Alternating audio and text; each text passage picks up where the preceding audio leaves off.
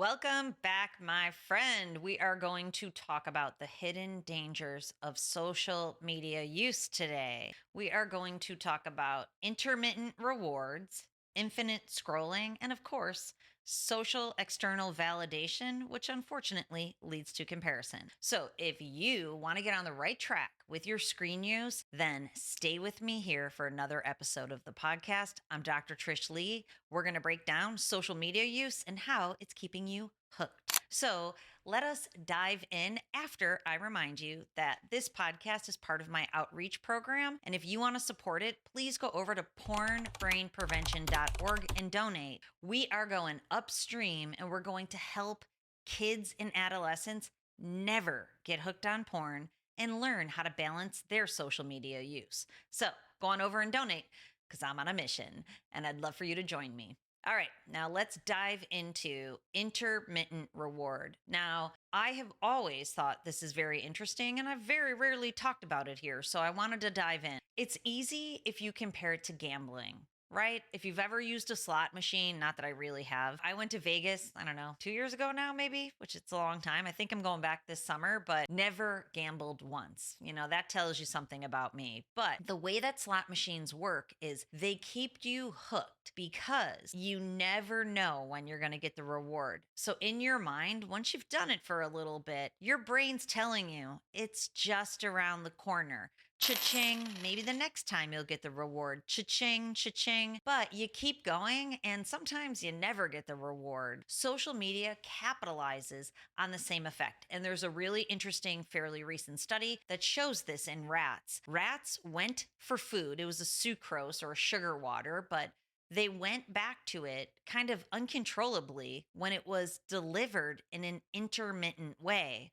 opposed to when it was available all the time, or if it wasn't available. When it was available intermittently, they got hooked on going back for more to check to see if it was there. Social media does the same thing. So it keeps you hooked, kind of like a gambling issue. And it's all about the dopamine spikes. It's about the next dopamine spike being around the corner. We know this because what happens is the reward center and the reward pathways in your brain get hijacked by the dopamine. So when you stay on social media for any amount of time, your brain becomes conditioned to need higher levels of dopamine. You actually need more than if you were never at social media or using it.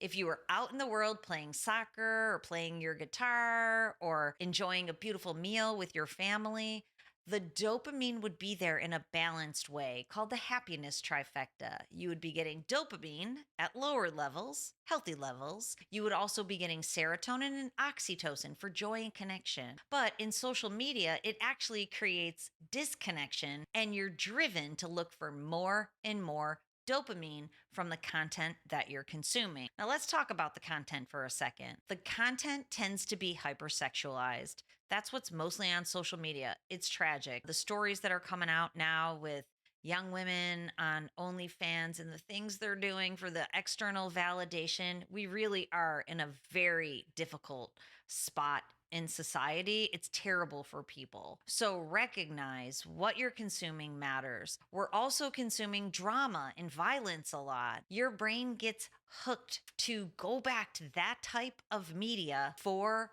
dopamine hits. It's not even about what you're consuming. It's about the dopamine that gets linked to it. That's why people develop quote unquote fetishes, which really are distorted arousal templates. So if you're going back for more drama, violence, or sexual media, your brain is linked to it for dopamine. The reward center in your brain has been hijacked, my friend. Okay, so that's intermittent rewards. Now let's talk about infinite scrolling. What does that do to you? Well, what it does to you is you keep going, going, going, going, and going. That's very intentional in the algorithm. If it never stops, there's never a breaking point, right? So you have to pull yourself away from the dopamine. There's no break that allows you to walk away from it. This is why you can lose hours of your life. And I've actually joked with the hubs with my husband because he'll be watching something and on some of the different streaming services, I'm like, This streaming service either isn't with the program or they're protecting people because the next episode takes like a full long 30 seconds to come on. Some of the other streaming services, that episode's on before you can even walk away for a second. And so they keep you hooked. Before you know it, you've watched 2, 3 episodes, right? Doom scrolling is the same thing. You scroll until your brain is so melted by all the dopamine and the stress and the anxiety of strain brain that it causes, the numbed out feeling from drain brain, you finally put your phone down and you feel like you've been hit by a truck.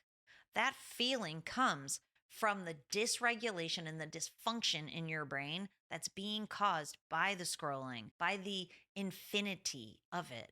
So recognize that, recognize it. It leads to the psychological effects and the physical effects that fall out of that brain dysfunction. So, psychologically speaking, there's mental health issues, increased anxiety, decreased ability to deal with stress. So, of course, life has stressors, but if you have a hairpin trigger, it's because your brain's up here, strained brain. Something happens and boom, you're off to the races. When you come away from social media, that threshold lowers. Your ability to deal with stress increases. So, what you'll find in terms of psychology is an increase in anger and irritability. If you struggle from drain brain, where you've really drained out your brain with a lot of dopamine, you'll feel depressed. You'll feel unmotivated. You'll feel like you're stuck in neutral. You may have anhedonia. You don't feel anything. There's no pleasure in anything. You may have sexual arousal dysfunction that goes all the way up to ED. So there's physical effects that come from scrolling that people never connect the dots back to their social media use. I'm here to tell you social media use and the infinity of the scrolling is a dopamine related behavior seeking and searching for the next dopamine hit around the corner on an intermittent reward cycle that you can't predict. So it's difficult to walk away and it leaves you with stress, anxiety, depression, and arousal dysfunction. It is taking you away from your life and it's not worth it. So let's talk about the next piece, the last piece, which I am becoming more passionate about by the day. And I'll tell you why. I'm preparing to write my next book. My first book has come out, Mind Over Explicit Matter. So be sure to get it. If you are struggling with explicit matter or hypersexual content on social media, this is the resource for you. It debuted at #1 in its category in front of the iconic Your Brain on Porn. So that was an amazing accomplishment for this book. I was so glad that people are receiving it so well. So if you're struggling, it provides the roadmap and a fun story with 55 brain hacks to help you do exactly what you need to do to back out of explicit matter use, whether it's porn proper or if it's on social media, and to reinvigorate and rejuvenate your brain and the neural pathways back into your life, resetting the pleasure pathways in your brain. But I'm starting to write the story in my second book that I'm very excited about because the story also comes from my personal life, like the story in Mind Over Explicit Matter. And it's the story of how distorted relationships become because of the external social validation and comparison that happens from the likes and the hearts and the comments on social media.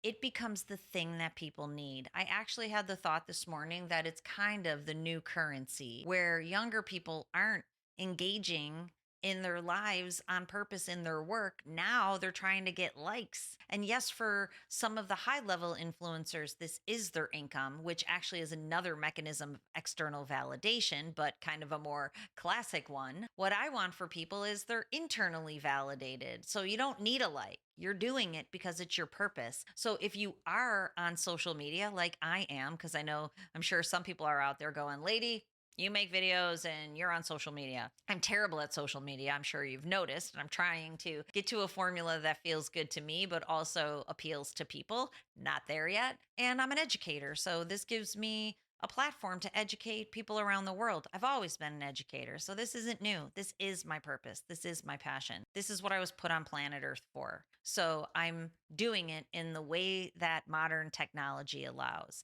I'm not here for validation. Just check the comments. That's an easy one to know that that's not why I'm here. I'm here to help people. But there are many people on social media that the main reason they post the content is because they want to like. And actually, my brother read, which I appreciate. I don't think he listens to the podcast, but if you do, brother of mine, he listened to the entire book the first day it came out. So cool. I really appreciate the support. And he texted me. He's like, "Does this have to do with why girls and young women are posting all the stuff they post on social media?" He's on social media a lot. It was a great question. I thought it was really cool and it spiked his thinking in it. And the answer is yes. They're doing it for the external validation. It's the way they feel good about themselves. I want you to feel good about the work you do. I want you to feel good if you're surfing or mountain climbing and there's nobody watching you. You don't have to take a selfie doing it. I have to force myself to take selfies when I'm doing fun things in my life because I don't know to do that. That's not a thing that's in my natural repertoire. But, I do have 5 kids. It's in their repertoire, some of them. So they'll do it. I'll be like, oh, I should take one of those too so I can put it on social media. But that's not why I'm doing it. I actually don't even want to be seen by anybody. And I'm trying to do it for social media. I am internally validated to go stand up paddle boarding. I'm internally validated to box the crap out of my boxing bag. I'm internally validated. I feel great when I do those things for myself. That's what I want for you. Now, social comparison. FOMO. I talked to my youngest daughter about this the other day. I tried to reframe it for her. Fear of missing out. She said she used to have it a lot when she would see what other people are posting, but now she has learn to embrace the idea of JOMO, the joy of missing out. You don't need to be in on everything everybody's doing. And of course, it always looks so much better on social media. But I will tell you, all of her friends went on extravagant vacations for spring break and we didn't have anything planned. And I struggled with it because I'm like, do we go on vacation because she wants to do something because everybody else is? I really thought it through. I didn't struggle with it. I was intentional about it, would be a better way of saying it. We went to the beach just for 2 nights, but it was amazing, actually. It was very good for me because we haven't had a break from regular life. So it was really great. Beach walk, you want to reset your brain?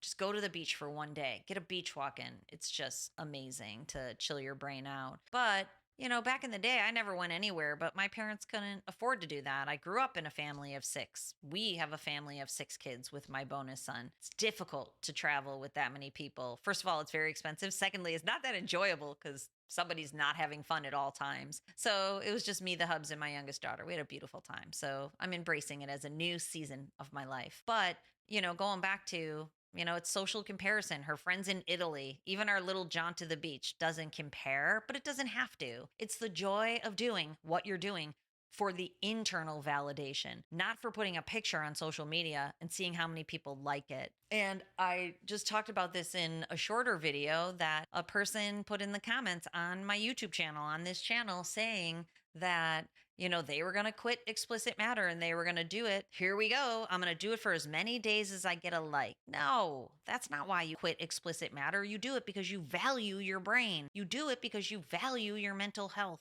You do it because you value sexual satisfaction with a partner. You value your real life experiences from the inside, But you can't do that if your brain is distorted. A dysfunctional brain from social media use, from intermittent rewards, from infinite scrolling, from FOMO, and the distorted back and forth of non-real, unreal relationships with likes and hearts, that is what is messing with people's brains. So here's your brain hack strategy for the day. Figure it out. See what you're getting sucked into on social media. If you're losing hours of time, you're sucked into the intermittent cycle and the infinite scrolling. If it's more about who liked your post and who you're liking, that might be a little bit of control, external validation for the likes you get, and a little bit of control in the likes you give out. So think about it. Figure out your pattern. Get a pleather journal. You can get them at the Mart. They cost $8.99.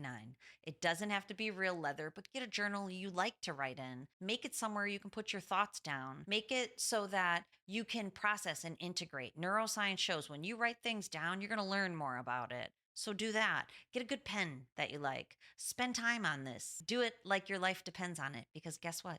It does. All right. I hope this helps you out. I really want you to understand that social media is so cool. It's a way that we can stay connected to people. It is a way we can have a little bit of fun. I would encourage you to clean up your feeds, get rid of hypersexuality, get rid of drama, get rid of violence, fill it with motivating feeds. Fill it with things that when you get done going on social media for 5 minutes, you want to go for a 5 mile run because you're so fired up. You want to go create. You are on fire in your real life. That's how you can use social media as your best friend. All right. Until next time, always remember, control your brain or it'll control you. I'll see you then.